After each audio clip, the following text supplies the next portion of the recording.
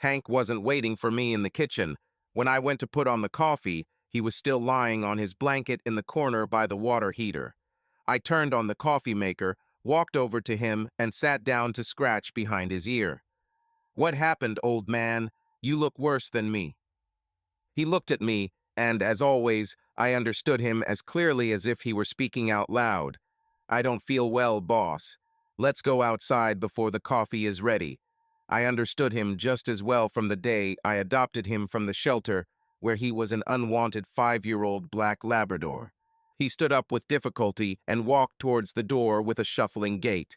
I opened it, and we went to his favorite tree, the only one in the backyard.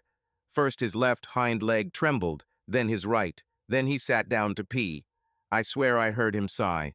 He turned and looked at me, and it was clear from his gaze that he was ashamed. "Sorry, boss, it just didn't work out." He was already neutered when I got him, so he was obviously talking about his paws. "Don't worry, Hank, your secret is with me." Instead of looking for a place to do his business, Hank stood for a moment, then turned and walked towards the door. When I let him into the house, he returned to his place instead of the bowl. I was about to get him a can of food, but he made a sound somewhere between a cough and a bark, put his head down on his paws, and closed his eyes. "It's time to say goodbye. Thanks for everything, boss. I'll miss you. Get yourself another dog, only a young one this time." And just like that, Hank walked out of my life. For 6 years, he was my friend and companion, 110 pounds of seemingly inexhaustible energy and devotion. Hank was initially suspicious of Shelley when I started dating her, more wariness than jealousy, but she soon won him over with love, massages, and secret treats. By the time we got married, Hank's favorite spot was on the living room rug, where he would rest his head on her leg.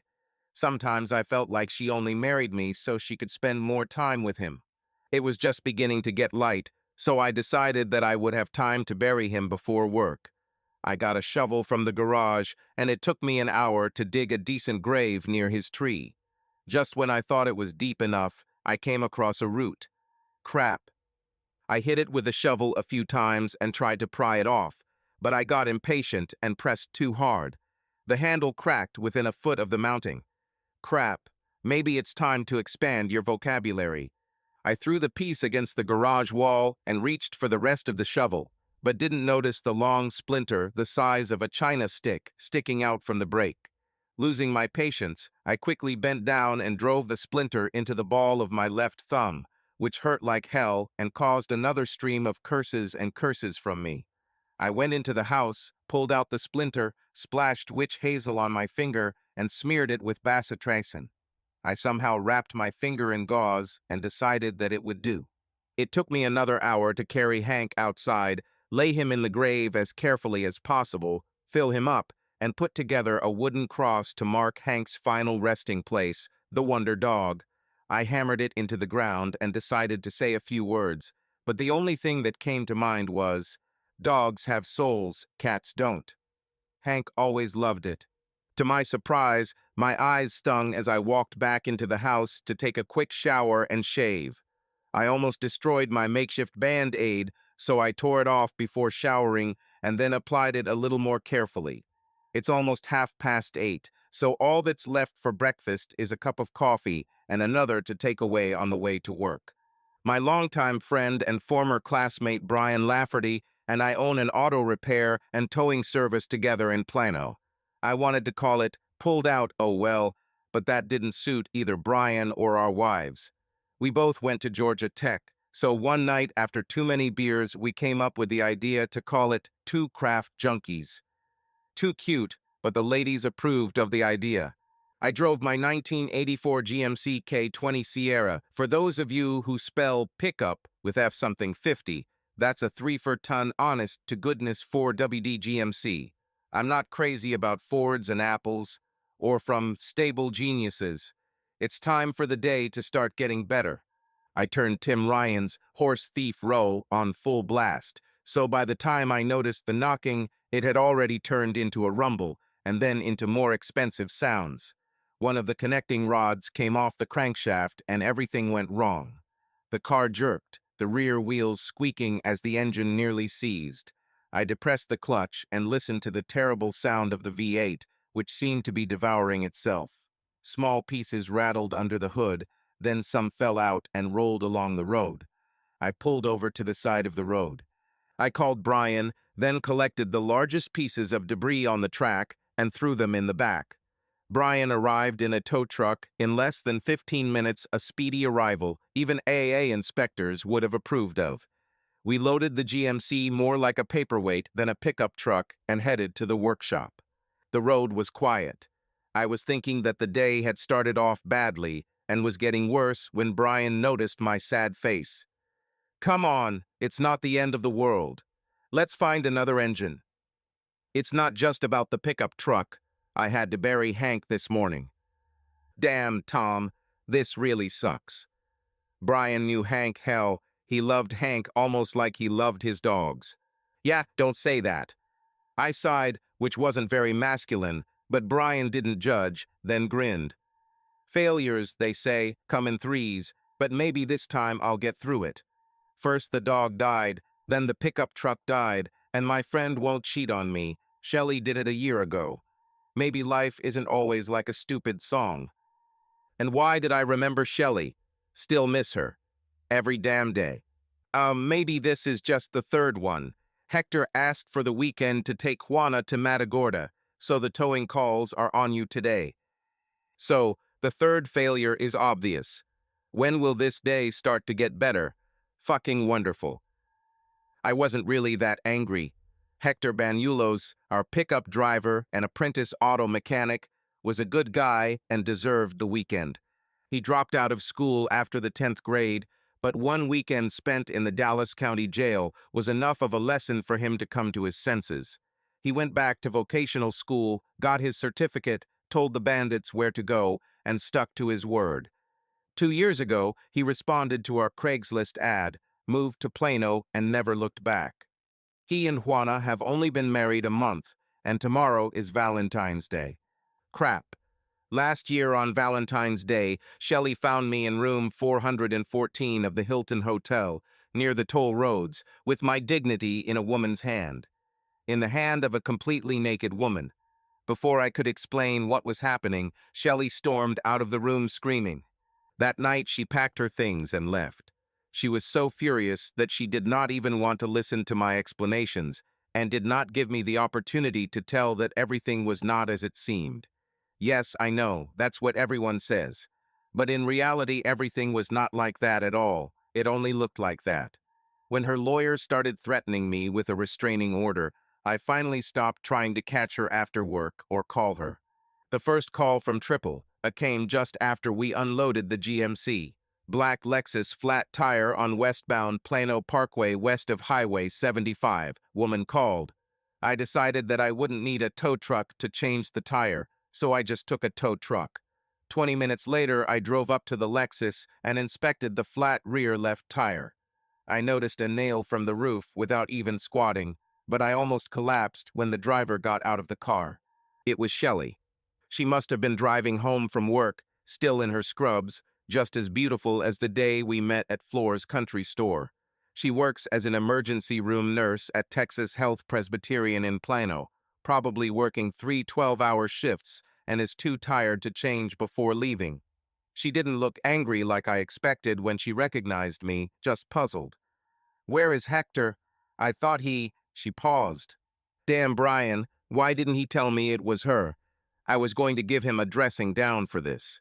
He took Juana to Matagorda. They got married a month ago. Tomorrow is Valentine's Day, remember?" I had to stop myself from injecting myself. "I know what day it is tomorrow, Tom." The puzzled expression disappeared and her voice became cold. "Can you just change the tire?" Now she spoke in a tone more familiar to me, reminiscent of how she got rid of me, as if she had scraped the soles of shoes, although not as terrible as the last time in court, when it seemed that she wanted to emasculate me with a pair of vices. I decided there was no point in apologizing. "There's no need to restore it. I'll just put on a spare tire, and you can drive to the tire shop." She shook her head. "There is no spare tire. Someone opened the trunk and stole it last weekend. Can you fix this?" When I shrugged, she got back into the Lexus. Well, of course. The dog died, the truck broke down. The call turned out to be from someone whose name must not be mentioned. So of course I can't just change the damn tires. I'll have to fix the puncture right on the side of the road. Maybe I should start writing sad country songs instead of listening to them. I grabbed a floor jack and toolkit from the tow truck, propped up the front wheels of her car, and decided to use an Armstrong Spider instead of lugging the air hose for the impact wrench. When one of the nuts refused to give in, I forgot about the wound on my hand and hit the crosspiece on the other side with my left hand. Crap. The nut, of course, had loosened, but my hand hurt like hell and was bleeding again. I rolled the wheel to the tow truck, pulled out the nail, and then used a tool to push a strip of patch coated with glue through the nail hole. I counted slowly to 20, trimmed off the protruding ends with wire cutters, then held my breath as I inflated the tire. Thank Willie, the patch held. I rolled the wheel back and installed it, put away the floor jack and tools, and sat in the cab to fill out the paperwork. I took a red rag from my back pocket and wiped my hand and forearm, filled out as much as I could in the form, and walked back to her car. She saw the form and rolled down the window. Where to sign? I said I needed her AAA account number. She rummaged through her purse for a long time. Of course, like many women, she should have cleaned it. Finally, she took it out, but when she handed it to me, she saw a bloody bandage. What happened to your hand? Someone who didn't know her would think that she was really worried, but I knew better. It's just a professional instinct. The handle of the shovel broke, and I didn't notice when I reached out to pick it up. It's okay, just a pain. I started to write down her account number on the form, but she was already in Sister Nancy mode. You need to put on a normal bandage. You're still bleeding. Her feigned concern began to infuriate me. Forget it, Shelley. I'll figure it out myself in the workshop. God, why do men always want to play the hero? Let me bandage this properly. The first tow truck first aid kit has everything you need. She turned into a real Florence Nightingale, and it was starting to seem like she didn't hate me so much. I shrugged again, and she followed me to the tow truck. She started rummaging through the first aid kit. She had gone on calls with me, and she knew where everything was to find what she needed. I wondered why she didn't use her own first aid kit, which she always carried with her. Where is your first aid kit? This is not my car. I borrowed it this morning because mine was being repaired and forgot to take the first aid kit. She found scissors, antiseptic, bandages, and adhesive tape, then began cutting off the bloody gauze. This is a fresh wound. What were you digging this morning? Crap. I was trying not to think about how good her hands felt on my arm, and then she reminded me of Hank. I swallowed several times before answering. I buried Hank this morning. She looked at me, and for a second it seemed like she really, even if just a little, cared. I decided to take a risk. Shelley, I would like to explain. Her soft gaze disappeared, and she interrupted me. I saw what I saw, Tom. There's nothing to explain, she said in the same tone in which she would say that I left a mark on her new carpet. My patience ran out, and I could hardly restrain myself from a rude answer.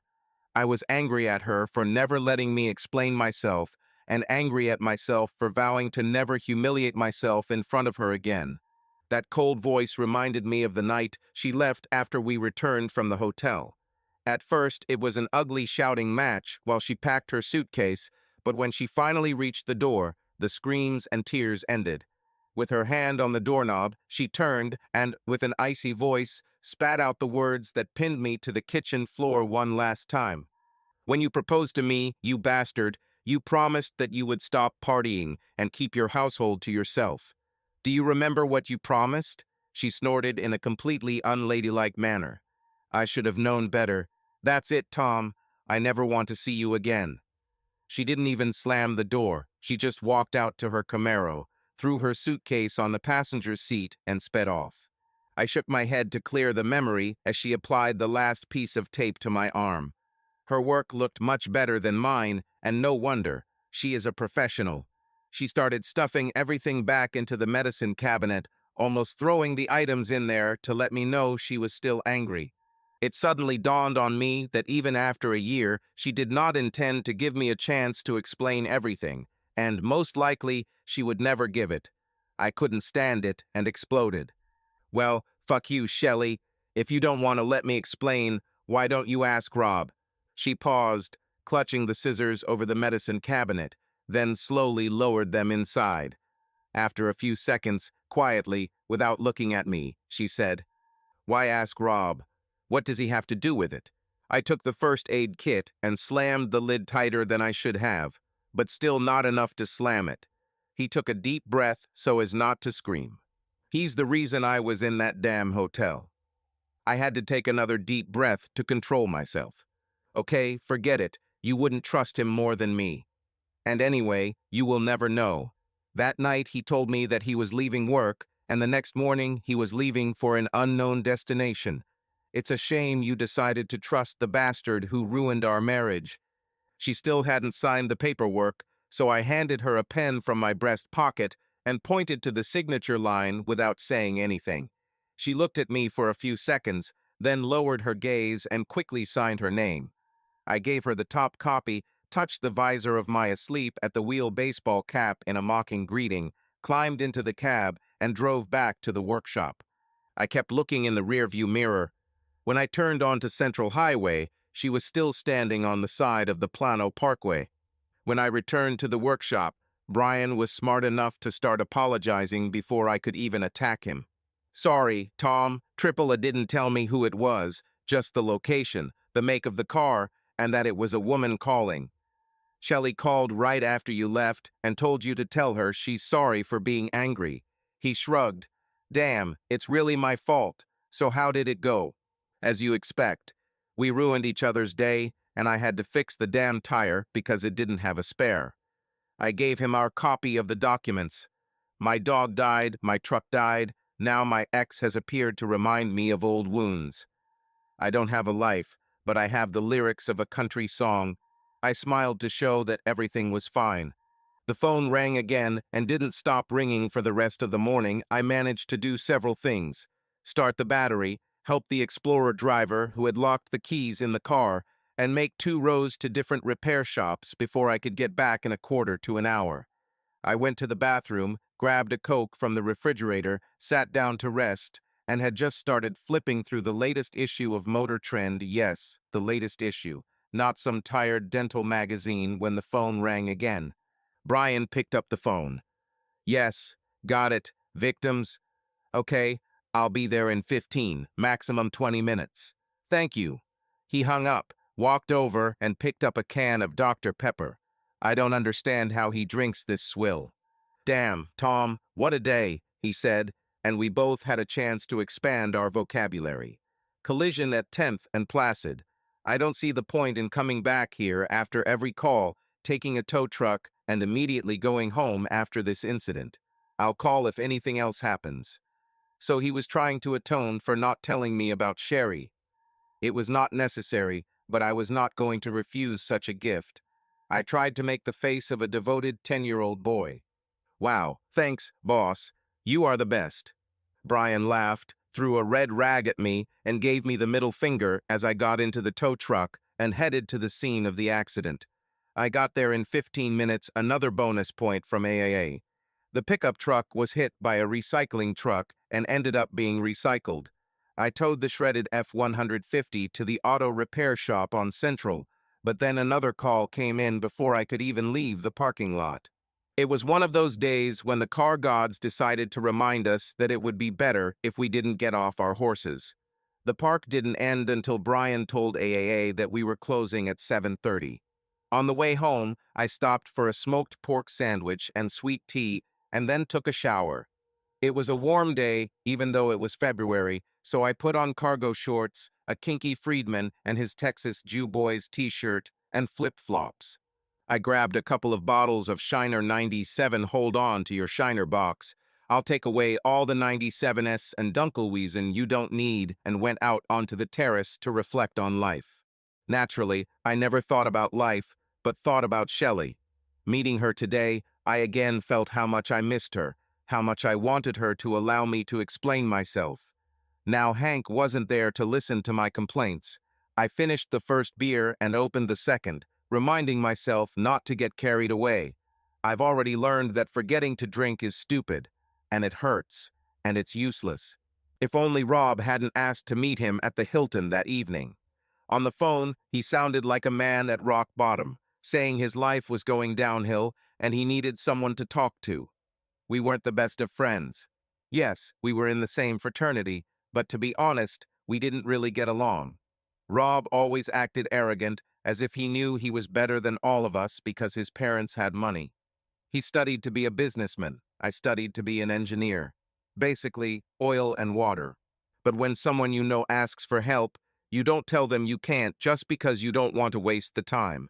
Besides, Shelley didn't finish her shift until 10, and I'm not much of a telly watcher. It came about a year after Shelley and I moved to Plano. One day he came into the workshop to say hello and said that he had gotten a job at Bofa in Richardson and was renting an apartment in Plano because it was cheaper there. Sometimes he would call, inviting Shelley and me to meet him and his new girlfriend for drinks, dinner, and then sometimes dancing. So I answered his call like a good Samaritan. Oh, in vain. The bar at the Hilton was dark and quiet, a great place for road warriors to unwind. Rob waved to me and called the waitress over. I wanted to order a beer, but he remembered that I sometimes drink scotch and ordered me Bell's. After some small talk, he moved on to his problems.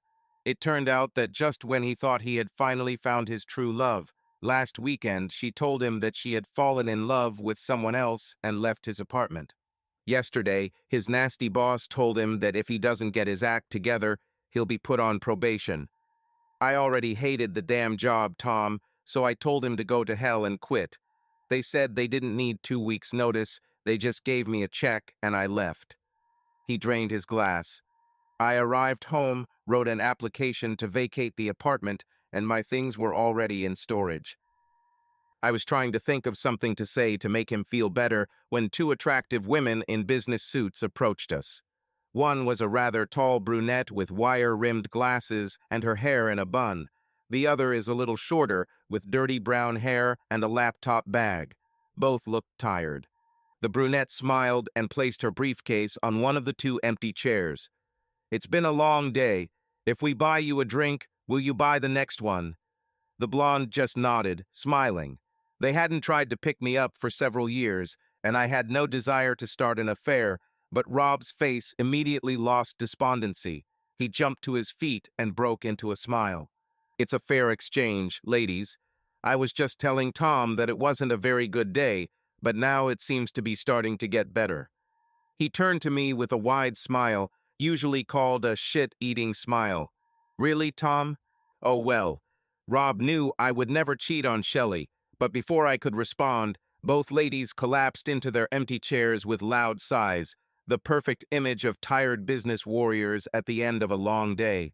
I thought it would be more correct to call them Amazons of the road, but then the blonde asked what we were drinking and ordered a round. Of course, cosmopolitan for them. I knew I would have to be careful how much I drank since I had almost 30 miles to drive home. While we waited, the ladies introduced themselves. The brunette's name was Lissa, the blonde's name was Terry. Despite the fact that both were dressed for business, ready for battle in the boardroom, when they unbuttoned their jackets to reveal well-tailored silk blouses, it became obvious that nature had generously endowed them. When the drinks arrived, Lissa handed the waitress her American Express card, and we all clinked glasses, but I was already starting to feel uncomfortable. It was already about 8:15, and I wanted to be home by 9:30. Rob and Terry immediately hit it off, chatting about work and laughing at dubious jokes. Soon they moved closer and began to touch each other's arms or shoulders from time to time. Lissa and I smiled awkwardly at each other and exchanged a few lazy comments about the weather and boring hotel rooms. I tried to object when Rob ordered more rounds to fulfill our end of the deal, but no one paid attention. It soon became clear that Terry would like to get to know Rob better. When she laughed loudly at one of his jokes and pressed her forehead against his shoulder, Lissa looked at me with slight irritation. "I was afraid something like this would happen," she said with slight annoyance. I've heard about how Terry behaves on business trips, but this is my first time traveling with her. She finished her glass, and I didn't know how to react to it. Her gaze hardened. I hope you don't expect such behavior on my part. My husband would definitely not approve of this. Before I had time to realize that she had said, my husband wouldn't approve, and not something like, I don't do those things, Terry called out to the waitress in a loud, slightly slurred voice. Still in a circle here, dear. Better double so you don't have to come back. She giggled and patted Rob on the shoulder. Are you sure you don't mind paying for another round, Bob? Rob didn't seem to care much that she called him wrong. When they brought one more drink, there were 3 glasses in front of me, 2 of which I never touched.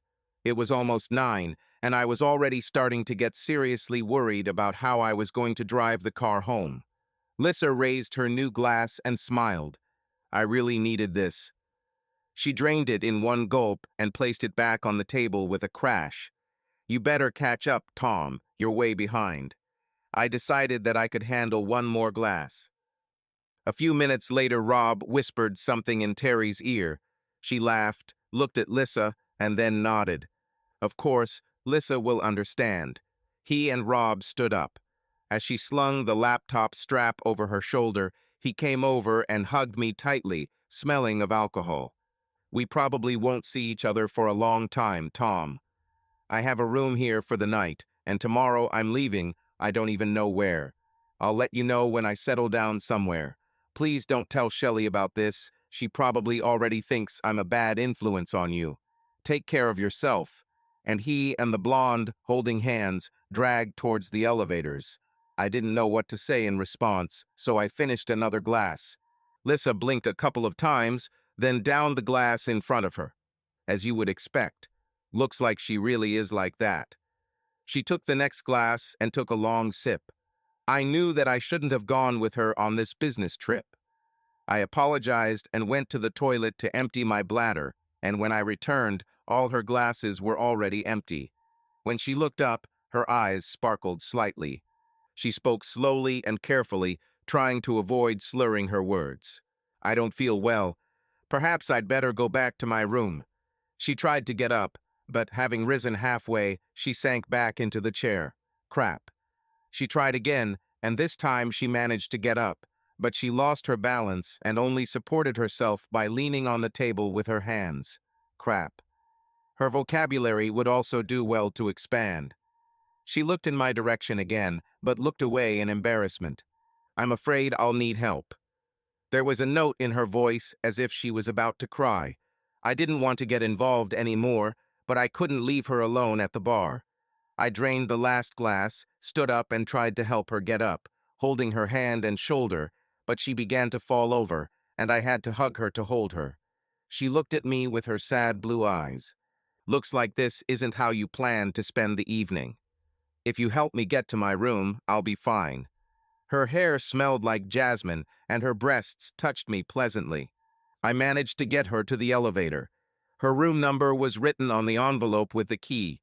I pressed the 4 button with one hand, supporting her as we drove, then helped her down the hallway. I was about to lean her against the wall and open the door, but she freed herself from my hand and began to fiddle with the key herself. I was sure that the light on the lock did not turn green, but she pushed the door open and staggered into the room. She stood swaying on her feet while the door closed behind us and said, moving away from me, I need to go to the bathroom. Please don't leave until I leave. With these words, she slammed the bathroom door behind her, most likely leaning on it with her whole body. I sat down in a chair at the table and heard the toilet lid hit the tank, and then the sounds that one makes when bowing to a ceramic deity. After a while, it became quiet. I stood up and was about to knock on the door to ask if everything was okay when suddenly it swung open. Crap. She was completely naked. The glasses were gone, her hair was down, her breasts were even more beautiful than I could have imagined. She was smiling widely, almost predatorily. I'll show that crappy Terry who can run the show here, she blurted out. While I was trying to figure out what she meant, she sat on the bed, undid my Viva Terlingua buckle, unzipped my jeans, and pulled them and my underwear down to my ankles. Unfortunately, even though I didn't initiate any of this and thought it was wrong to continue, I didn't know how to end it peacefully. And then Shelley screamed. She and some man whom I had not seen before were standing in the doorway. He took pictures on his phone, and she cried and screamed. Shelley rushed towards us, but the man grabbed her and told her that she had better leave and go home. She began to argue, but he pulled her into the corridor, and the door closed behind them. Lissa sat leaning against the headboard, clutching the sheet tightly to her neck. Who? Who was it?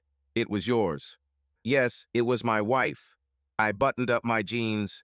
I shouldn't have come up here. I hope I can explain to her that this is not what it looked like. I have to find Rob and tell her how it all started. You are a beautiful woman, but I regret that I met you. I hope my marriage survives. But desires and hopes were powerless in the face of the anger of the offended wife and the fighting spirit of her lawyer. I stopped pretending that everything was fine with me and went to bed. While I was brushing my teeth, I was replaying in my head what Shelley had said earlier in the day. When you bastard asked me to marry you, you promised that you wouldn't hook up with anyone anymore and that your household would be kept in your pants. You promised, remember? I should have thought better. She was right, I did promise, and before I met her, I had a lot of fun.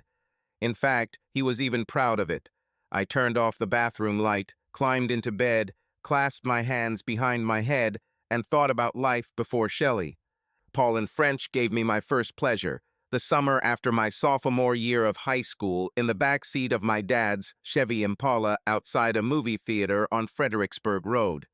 In the following weeks, she taught or showed me the subtleties of sex, how to give pleasure. If high school was a good time, college was heaven on earth, despite the 70 to 30 male to female ratio at Georgia Tech. Yes, I think I know why there are more men than women in tech jobs, but believe me, I've learned not to talk about it. Of course, I joined a fraternity, and every week or two we would bring a batch of young, enthusiastic Southern girls from Georgia State University, Emory University, or Oglethorpe University to our house. Providing a constant stream of horny students was the responsibility of the external relations coordinator, and rest assured, woe to the coordinator who failed to provide a new stream of girls.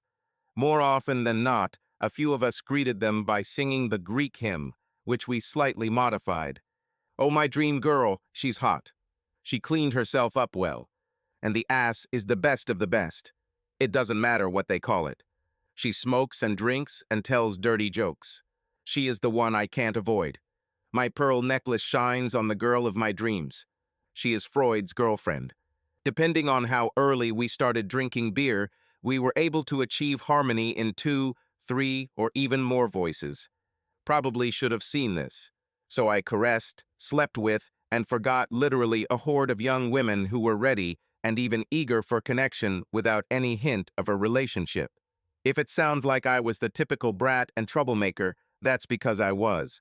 I kept my grades high by avoiding beer and women and studying hard during the week, but on the weekends I indulged in as much drunken revelry as I could.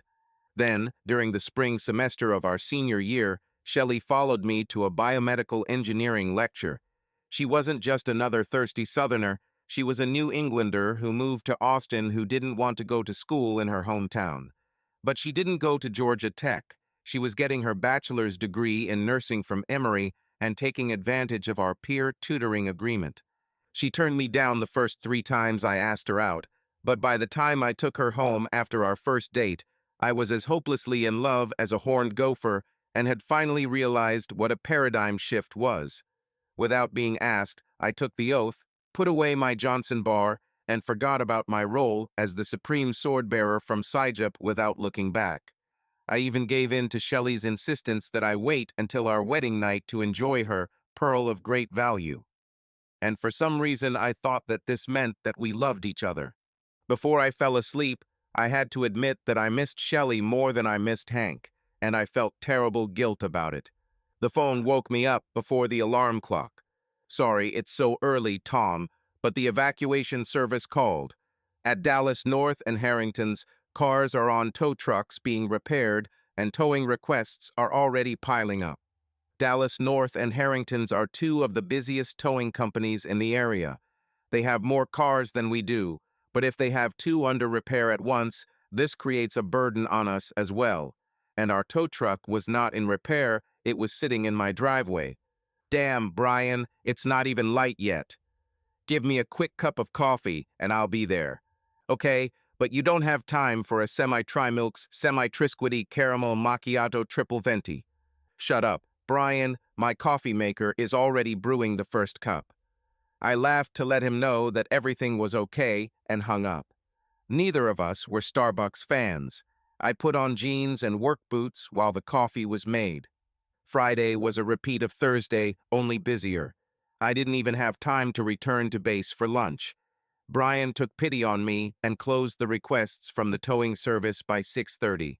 It was even warmer outside than yesterday. It was February 14th and the temperature was 80 degrees. I still hadn't eaten anything other than an old ham sandwich I picked up at a gas station around noon, so I was starving and covered in sweat and oil.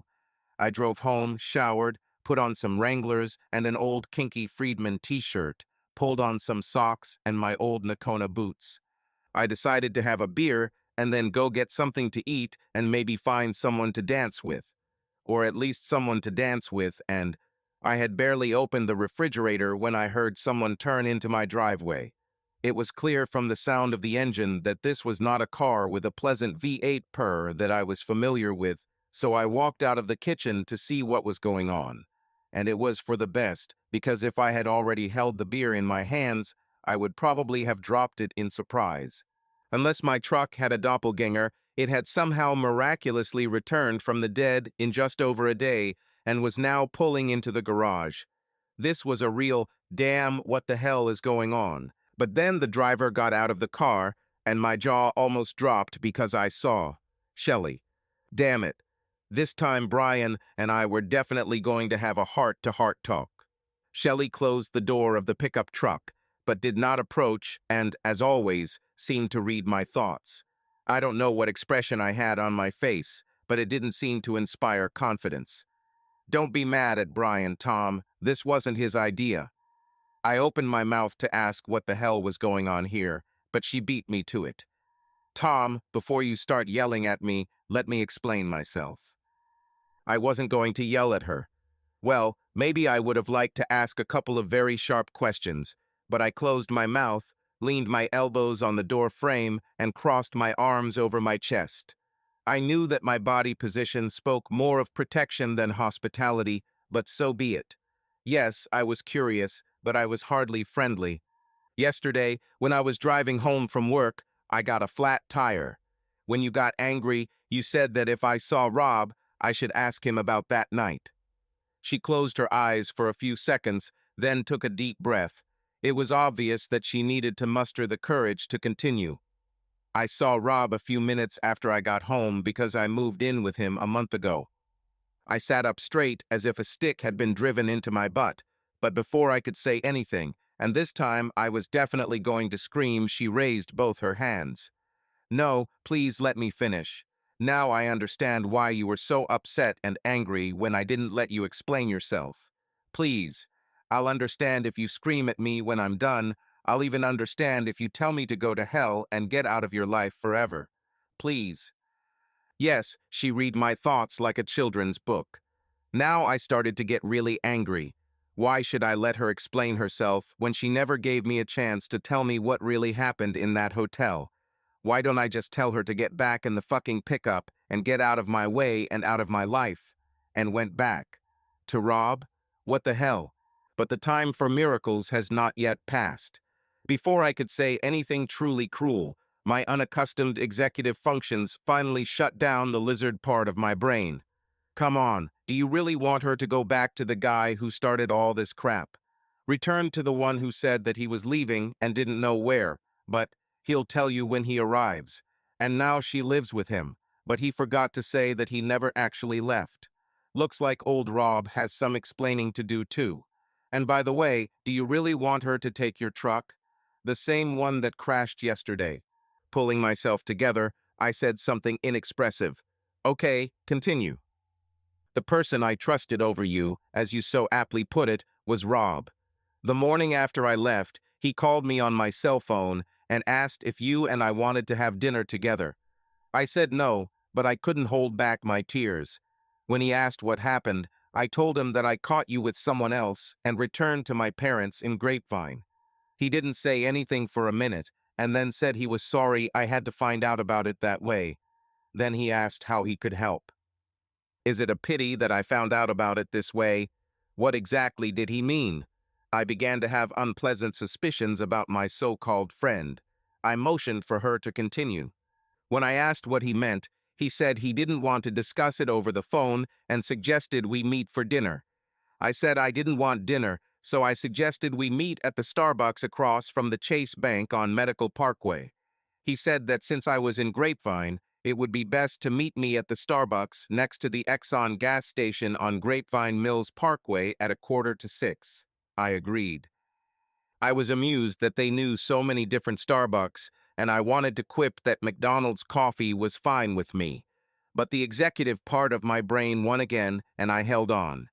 Although I really wanted to know what brought her back here, and, most importantly, why and how she was driving my pickup truck. I arrived at Starbucks a little late because there was an accident on the highway. He was already waiting and even ordered me coffee. He behaved very cunningly, made it so that I myself had to get the whole story out of him. He basically said that you were a womanizer in college and continued to be one even after we got engaged and even married.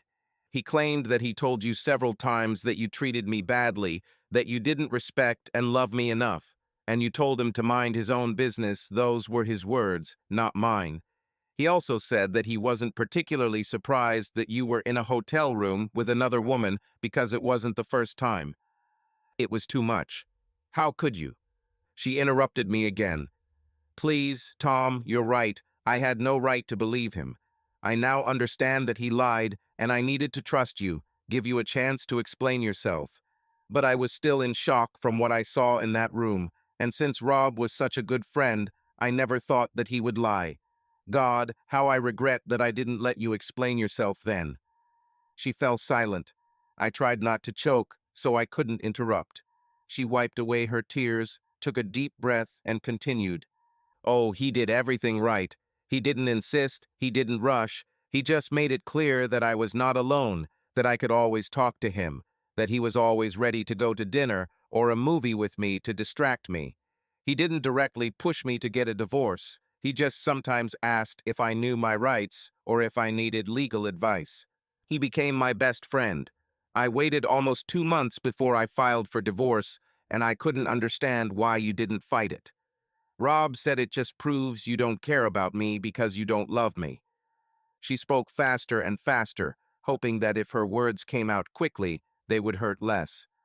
I didn't sleep with him until the divorce was finalized. A week after that, he began to persuade me to move into his townhouse in Trophy Club, and I agreed only 3 weeks ago. She fell silent, as if her strength had left her. Trophy Club. Wow.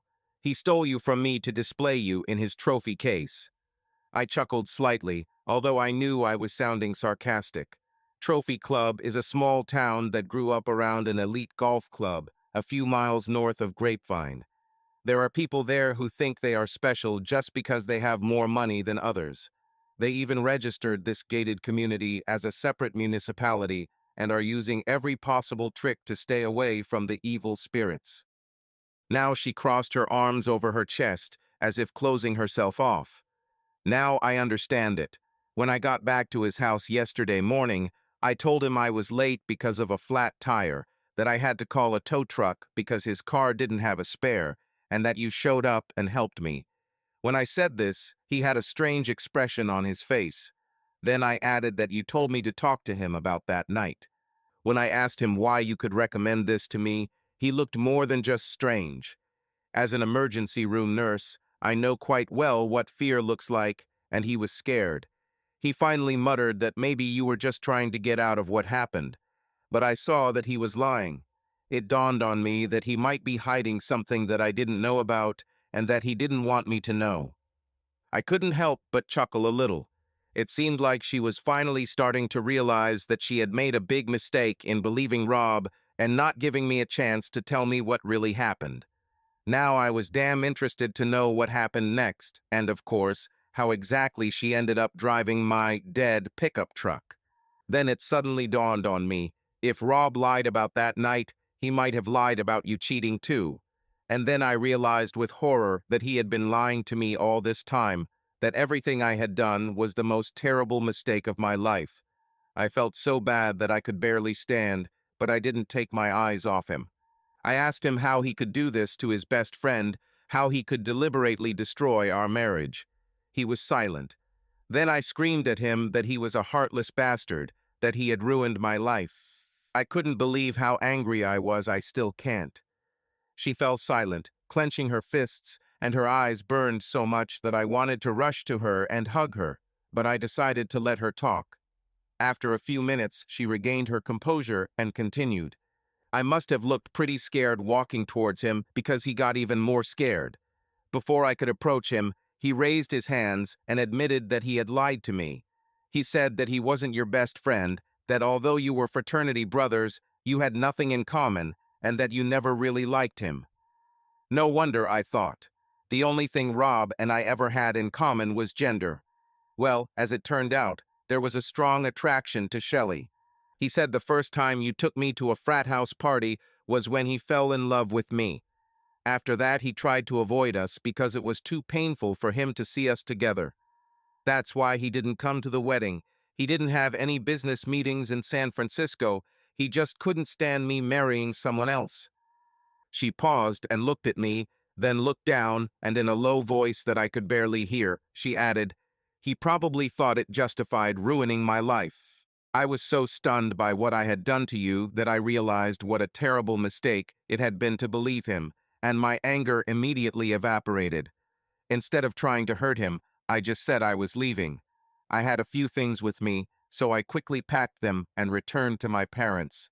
They never really liked Rob, but they were kind enough not to tell me. "We warned you." She suffered so much that I could no longer bear it. "Shelley." But she spoke again, and a forced semblance of a smile appeared on her face, designed to show that everything was in order. "You're probably wondering how I ended up driving your pickup truck, right?" By that time, her smile had become almost real, and I relaxed a little, even allowing myself a slight smile. Besides, I was really curious. Now that you mentioned it, that question was actually running through my mind. She took this as a sign that I wasn't completely angry, and her smile turned into a satisfied smirk.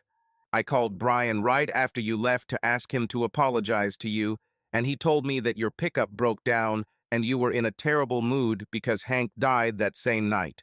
He said that you were already in the mood, as if your life was turning into the plot of a country song, and that I was the one who had a flat tire. That is." She bent her fingers. "There is a dog. There is a pickup truck." The smile disappeared. "There is a terrible wife."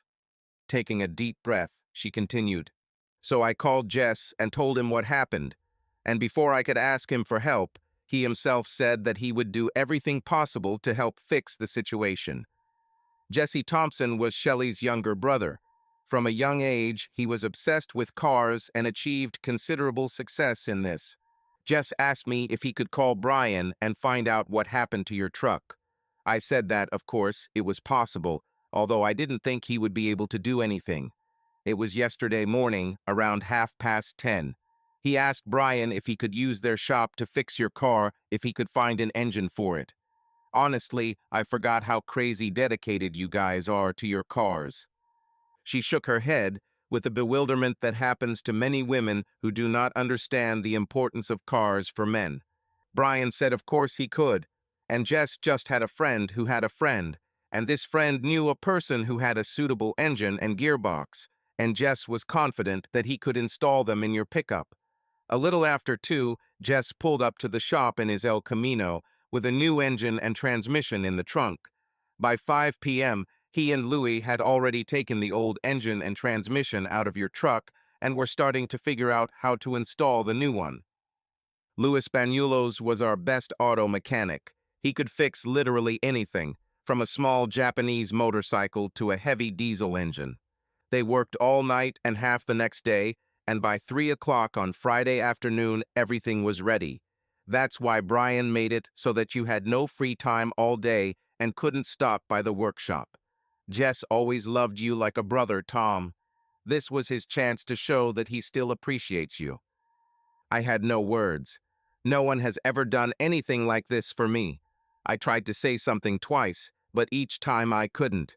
Shelley smiled sincerely, noticing that I was so amazed that I could not find words, and then she even laughed. But that's not all. Your truck is fixed, and your stupid wife finally realized how badly she screwed up. But now I was even more stunned. Shelley usually never expressed herself this way, and if she said so, then her feelings were especially strong. Still smiling, she turned and opened the door of the pickup truck, then pulled something out of the passenger seat, clutching it in her hands. She carefully placed it on the asphalt. It was a black Labrador puppy, 3 or 4 months old. Here he is. Show him who's boss.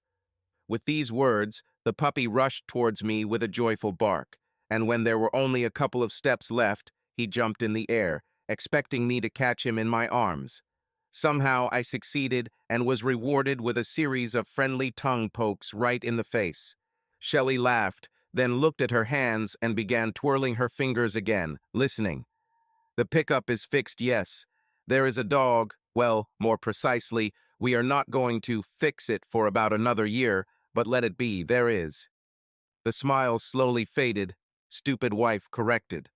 She looked up at me, her eyes filled with alarm, and bit her lower lip. Who knows? The decision is yours. As I watched Shelley agonize over how I would react, I could feel the rage in the depths of my brain waging a furious battle with the yearning for control. However, in a rare third consecutive breakthrough, my frontal region again took the initiative and changed my tone from screaming to placating. You're not stupid, Shelley, but we both paid a heavy price for your inability to trust me. You should have given me a chance to explain myself. I tried to keep a straight face, but it was difficult when a 40-pound Labrador puppy was trying to lick your cheeks. I lowered him to the floor and crouched next to him, scratching him behind the ears and trying to keep him from trying to roll over in excitement. I looked at Shelley. Are you trying to bribe me? What makes you think that I need another dog? I teased her, but she took my words seriously. Her face fell, and she looked as if she had just run over a puppy. Oh God, Tom, I'll take him back to the shelter. I would never force you to take something you don't need. She had already taken a step to take it, but I raised my hand, indicating stop. Damn it, Shelley, I don't mean it. I understand that you did this to help me. It was the perfect solution. I think I've already grown to like him, and he clearly thinks I smell delicious. Now we just have to decide what to call it. Crap. Why did I say us? Shelley stopped, then stepped back until she was pressed against the truck again. When she spoke, her voice was again so quiet that I could barely hear it. Last night, the conversation with my parents didn't go well. They weren't happy when I moved in with Rob, and yesterday, when I asked them to let me move back, they were. Polite, even a little sympathetic, but not too kind. I can't believe how bad decisions I made. She crossed her arms over her chest again, protecting herself from, what? From me? From the world? From yourself? I have nowhere to go now. Can I stay here for a few days? I'll sleep in the guest room and try not to disturb you. She couldn't look at me. She was afraid to hear my answer. Damn it. Over the past 36 hours, we had switched roles. Now I was the offended party, and she was the beginning one. Fury and anguish were still fighting fiercely, but they were already at the finish line. The rage weakened, and Tosca rushed to victory. I picked up the puppy and walked over to Shelley. You can stay here, but on one condition. You clean up any possible accidents that happen to him. I handed her the puppy. She hugged him to her chest and nodded. I tried to look stern. And let there be two conditions. We must come up with a name for him soon. She risked a weak smile, but still looked scared. I didn't want to see Shelley scared. I wanted the one who didn't let anyone down, the woman I fell in love with. Failing to look stern, I added, let's make 3 conditions. Forget about this guest bedroom nonsense. Of course, it wasn't all hugs and kisses or anything like that, if that even means anything. Who would drink beer with candy? We hugged a lot, sometimes cried, slept on the big bed in the master bedroom, but during the first nights we didn't even snuggle together. She couldn't get over the image of a naked woman ready to please me, and I couldn't get rid of the image of her making love to Rob, that lying bastard she believed in instead of me. In the meantime, I learned that Jess and Louie didn't just throw an old engine and transmission into my truck. They stuck a 454cc engine in there mated to a turbo Hydromatic 700R4, both slightly upgraded, and finished it off with hooker pipes and a couple of cherry bombs. If I were 10 years younger, I probably would have crashed on my first or second ride. But the only thing that saved me was that I was pulled over at 89 miles per hour in Zone 35 by an old cop friend of mine who knew it wasn't like me. He told me that if it happened again, he would take away my new toy and issue me a ticket for dangerous driving and criminal stupidity. This didn't happen again. I installed catalytic converters and normal mufflers. Then he painted 2 Ramblin' Wrecks on the doors and wrote it all off as expenses. My mother did not raise stupid children. Maybe a little desperate or frivolous, but not stupid. After another week or so, Shelley and I were finally able to say goodnight to each other and fall asleep cuddled together. It was pretty clear that we loved each other, but couldn't move towards trust or attraction. It was also clear that we probably couldn't do it without a kick in the ass. He came in a completely unexpected way. One Saturday morning, a couple of weeks after Shelley had returned, we were sitting in the kitchen, drinking coffee and reading the newspaper, when the doorbell rang. We exchanged questioning glances. I shrugged and Shelley started to stand up. I motioned for her to sit back down and went to open the door. A guy and 2 women stood in the doorway wearing jeans and t-shirts with the words, "Stand-up comedians do it for laugh." Obviously, they were not Jehovah's Witnesses or Mormon missionaries. I even thought they looked vaguely familiar. The guy spoke on their behalf. "Mr. Thomas Beckett, I didn't notice an envelope and no one had a purse or briefcase, so it didn't look like a subpoena was being served." "Yes," I was intrigued. "Can we talk to you for a minute?" Then Shelley came up behind me to see what was going on. She put her hand on my shoulder, but when she saw them, she squeezed it so hard that I had to grab her hand to prevent her from piercing my trapezoid with her nails. "You, how dare you?" Shelley was so angry that she could barely speak. I tried to free my shoulder before she tore me to pieces. One of the women, the taller one, quickly responded, "Please, Mrs. Beckett, you have every reason to be angry. Let us explain. Who the hell were these people? Now I am really interested." Shelley took a deep breath, preparing for another attack, but I tried to calm her down. "Let's hear what they have to say, Shell, and then we can throw them out if you still want to." I put my arm around her waist, walked us back a little, and motioned for them to come in. Shelley stopped trying to hurt me, but gave me a look that would have made any buffalo drop dead. Avoiding Shelley's gaze, they walked past us and headed towards the kitchen. I invited them to sit at the table. Once they were seated, it finally dawned on me who they were and why Shelley had reacted so violently. I couldn't contain my surprise. "Damn it." The tall woman sighed heavily and nodded. "Yes, that night you knew us as Lissa, Terry, and the detective. We were the ones your friend Rob Wagner hired to play these roles." She pointedly circled the air with quotation marks at the word friend.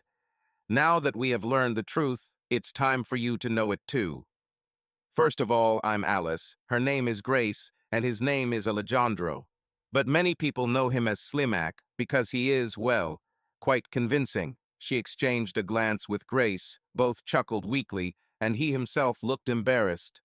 "Hired you, Rob?" I began to realize that this truth might be much more interesting than I had imagined. "We are actors. We live in Houston."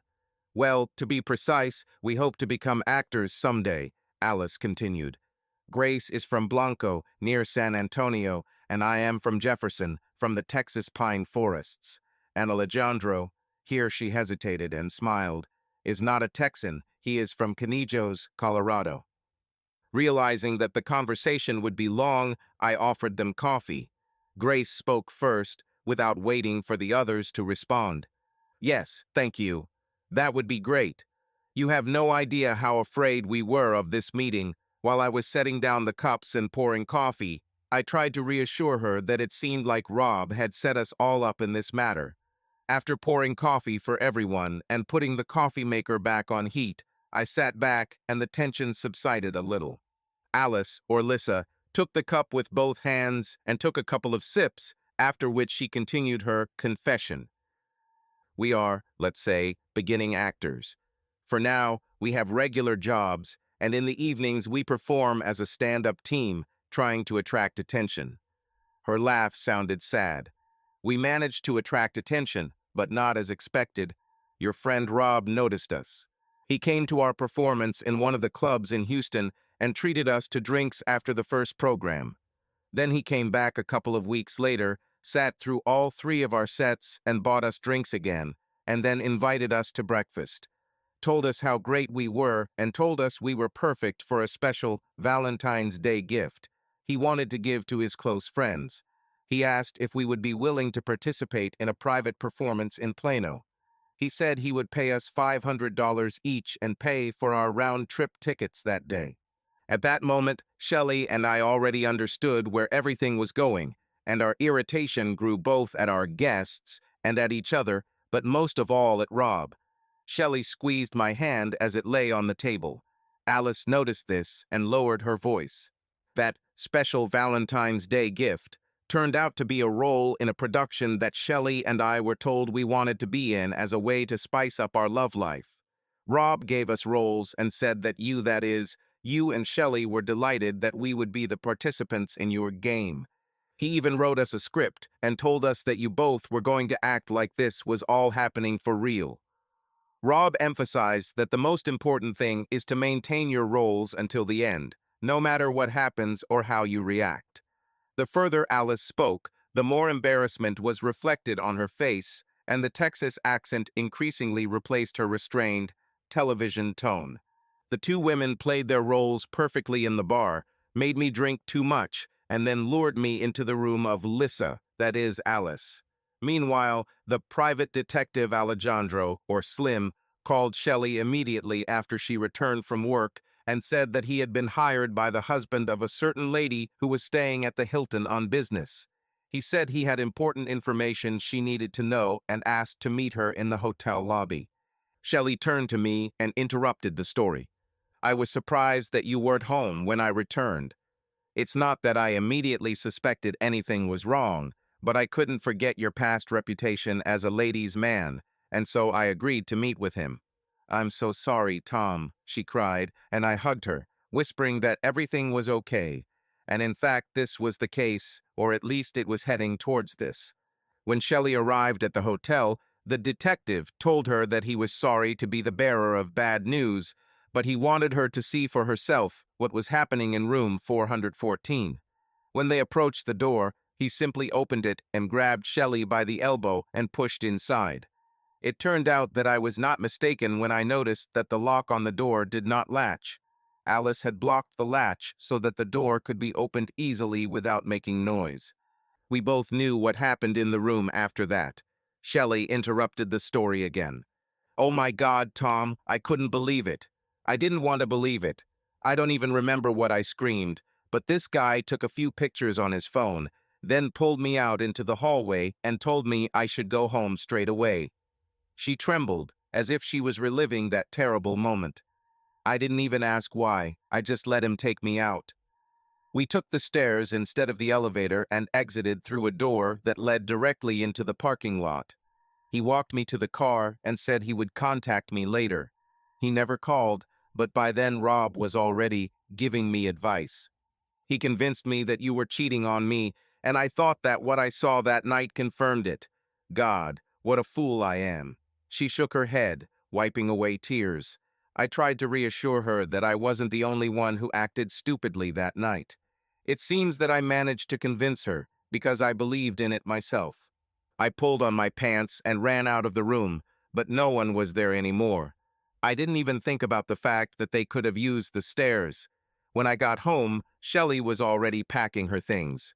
Alice continued her story. After you left the room, I got dressed, washed off my makeup, and gathered my few belongings. Grace, Alec, and I met Rob at the bar. He paid us, gave us each a $100 tip for a job well done, and called Uber to take us to DFW Airport. We caught an overnight flight to Houston and were happy to be paid well for a nice time. She winced as she said the last words. I'm really sorry, we didn't realize what we actually did, how much pain we caused. Grace and Alec shook their heads in agreement. There was a tense silence at the table. Alice stood up and walked into the living room, then walked out through the sliding doors onto the terrace. We looked after her in silence, then looked at each other again. I stood up and walked over to the coffee machine. Anyone else want coffee? Everyone answered negatively or shook their heads. And the beer? This turned out to be a more tempting offer. I looked at the doors to the terrace. What about? Grace shrugged. Go and ask Alice. I did just that. She really wanted a beer. We finished all the Shiner, both the 97 and the Dunkelweizen, even the warm pack of light blonde I found under old plastic bags on the floor of a storage closet that someone had left behind a couple of years ago. Then we moved on to tequila. By mid-afternoon, we were best friends, in tears, and, to be honest, pretty drunk. I ordered pizza and another beer. We convinced the actors that there was no point in not staying the night.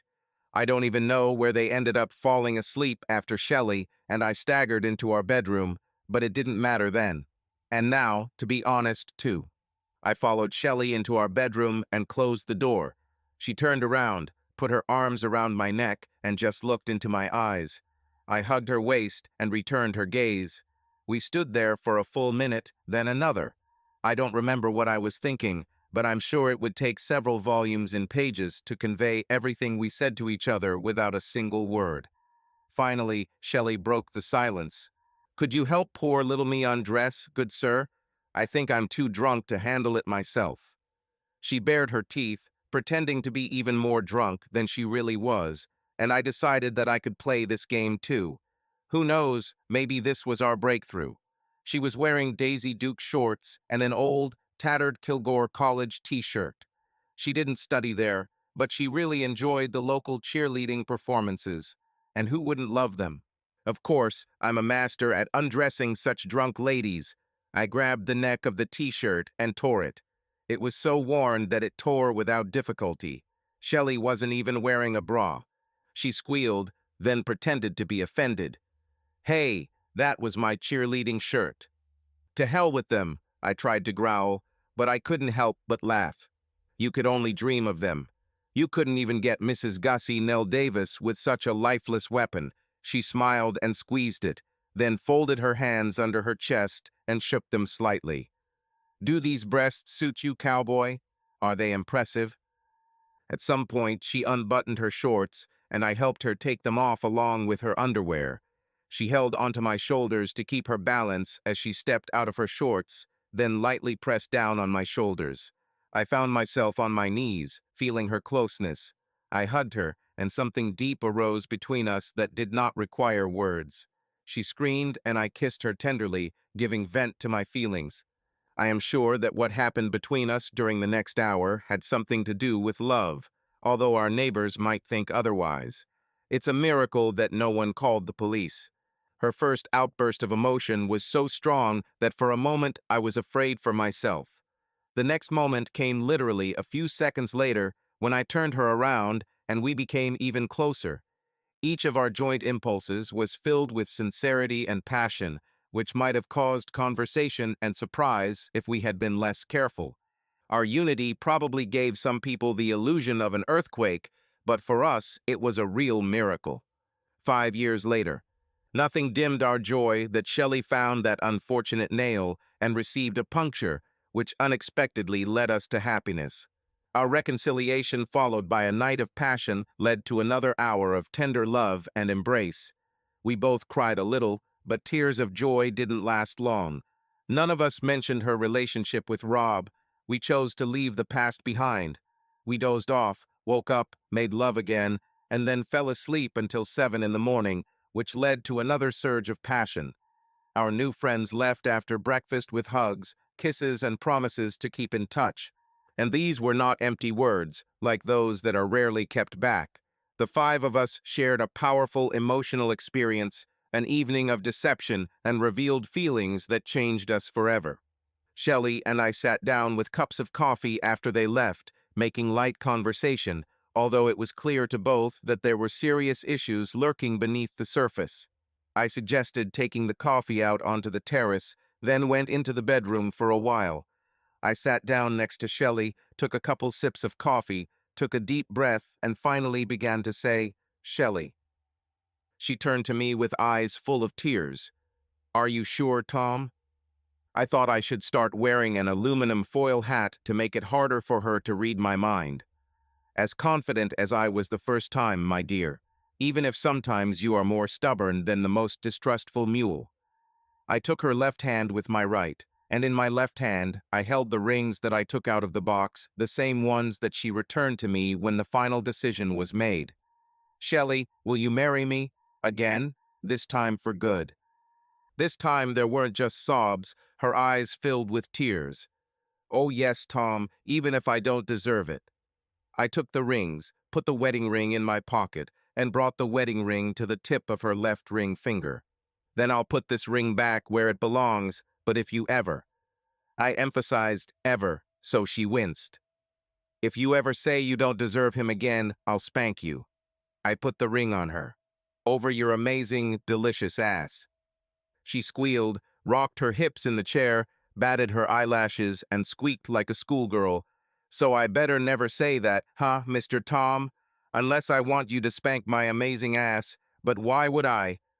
This time I shuddered, although not completely. I stood up and pulled her towards me, letting her know my reaction to her teasing. "We need to take a shower and make some calls. I think some people in Round Rock and Helotes will be happy to hear our news." Shelley shook her hips slightly and, making a no-no sign with her finger, replied, "There's something I want to do before we shower, mister. And I'm sure you want it too, if you know what's best for you. And then, yes, of course, phone calls. And perhaps travel plans." We again tried to make up for our year-long deficit in marital practices, then washed off the traces in the shower and got dressed. The telephone calls, as expected, brought forth loud cries of joy and congratulations. Both of our families were very worried about our divorce. We decided to get married again in the same church in Round Rock where we had our first wedding. It seemed like the right decision. We didn't send out invitations, so the only people at the ceremony were our parents, Jess, my sister and brother and their families, and a few people we knew from Round Rock who knew what happened. I wore my only suit and Shelley wore a very cute blue ruffled dress that her mom picked out. Jess was my best man and Shelley asked her best friend from high school to be my best man. My brother did the photography and Shelley ordered the bouquet and boutonnieres from Heb. For the post-wedding reception, we held a barbecue in her parents' backyard with ice bathtubs filled with Shiner. It was like deja vu. Everyone was already full of happiness and relief, so there was no point in throwing an expensive banquet. Shelley and I drove up from Plano in her Camaro, and Jess agreed to bring my truck so I could show off his work. A couple of days after the wedding, we went to Helotes to spend a few days with my family. Of course, we couldn't help but stop by Floor's Country Store, and Ray Wiley Hubbard was performing there that night. It was not only appropriate, but also a little mystical, since Jess lives in Wiley, on the north shore of Lake Ray Hubbard. 9 months and 14 hours of labor later, Shelley gave birth to Brian Jesse Beckett and Philip William Beckett. They are universally recognized as the most charming, intelligent, and absolutely not spoiled boys in the Republic of Texas. Shelley is now 5 months pregnant with their sister. The name hasn't been chosen yet, but Lissa and Terry have already been ruled out. I suggested calling her Gussie Nell, but Shelley threatened to spank me if I suggested that name again. She also says that after the boys have a sister, the baby store will close. We still see Alice, Grace, and Alec as often as we can, although we often call Alec by his nickname Slippery now. Thanks to a friendly meal after the revelation of Rob's betrayal, the 5 of us found a friendship that may last a lifetime. I believe that our morning together, full of mutual love and warmth, when we prepared a breakfast of scrambled eggs, sausage, porridge, and fried potatoes, strengthened these bonds. Their comedy troupe disbanded just months after revelations came out about a private performance at the Plano Hilton. Alec's mother began to decline in health, so he returned to Canijos to help her run the taqueria. To everyone's surprise, Grace decided to return to university and get an MBA. We realized, however, that Grace had her own plan. When Shelley and I came to Houston for her graduation, we were delighted to find Slippery there too. Almost a year earlier, his mother sold the tazkira due to deteriorating health, and soon after she died, leaving him the proceeds of the sale. By then, he had mastered the skills of preparing delicious and original Tex-Mex cuisine known as Tex-Mex. He kept in touch with Grace, and through emails and video calls, they discovered common interests, cooking, business, and, of course, each other. He returned to Houston and got a job as a sous chef at a mid-range Mexican restaurant, although the job title was not formally used there. Meanwhile, as a senior project, Grace prepared a business plan to open a restaurant combining elements of Texan and Mexican cuisine. After her graduation, they combined Slippery's funds with a small amount she borrowed from family and opened La Caneja Blanca, a butcher shop, taqueria, and bakery in Jefferson. The pine forest proved fertile ground for their enterprise. From the very first day, things went brilliantly. They promised to get married as soon as they can take at least 2 days off in a row. We're hoping they eventually let their guard down a little and Grace gets pregnant, which will speed up the process. Alice also returned to her studies. With her bachelor's degree in biochemistry, it would have taken her just 2 years to complete her Doctor of Pharmacy degree at the University of Houston. But after the first year, she decided she was more interested in academia than working in a pharmacy. She entered the PharmD and PhD dual degree program in pharmacology. She is now in her senior year, but has already accepted a postdoctoral fellowship at the Centers for Disease Control and Prevention in Atlanta. She will be leaving Houston for a week after graduating. Her professional interests became clear when her name appeared among the authors of a recent peer-reviewed journal article, Effects of Medium Composition and Temperature on the Production of Recombinant Human Growth Hormone, with additional ethical considerations for growth and issues in growth hormone therapy for height increasing. Like Grace, she worked throughout her studies. After a year of night work as a waitress, she was offered 1 and sometimes 2 research internships each semester and during the summer. These scholarships, coupled with significant financial support, allowed her to avoid the crippling debt that many students face. However, due to long hours of study and work, it was difficult for her to have a serious relationship. She had the occasional brief fling to relieve stress, but never anything lasting. She, however, discovered that Costco alkaline batteries are much cheaper than branded ones, but they work just as well. She hopes that among Atlanta's bachelors, it will be easier for her to find a suitable partner. Oh yes, what do we call our beloved Labrador? When Shelley picked him up that Valentine's Day, she was in such a hurry to get home that she didn't pay attention to the envelope of paperwork the breeder gave her. It turned out that he was registered with the EC under the name Bulvard's Rudolph Valentino. Everyone thought we'd call him Ruddy or maybe Val, but no one ever understood why we call him Fitton. Every February 14th, he gets his own ribeye and lots of weasels. Shakespeare may not have been right about ungrateful children and their cunning, but when he called his comedy All's Well That Ends Well, he got it right. Oh yeah, subscribe to our channel so that your love doesn't cheat on you, and go ahead and listen to the next story, because this story is nothing compared to the next one. If you're under 18, don't even think click to the next one.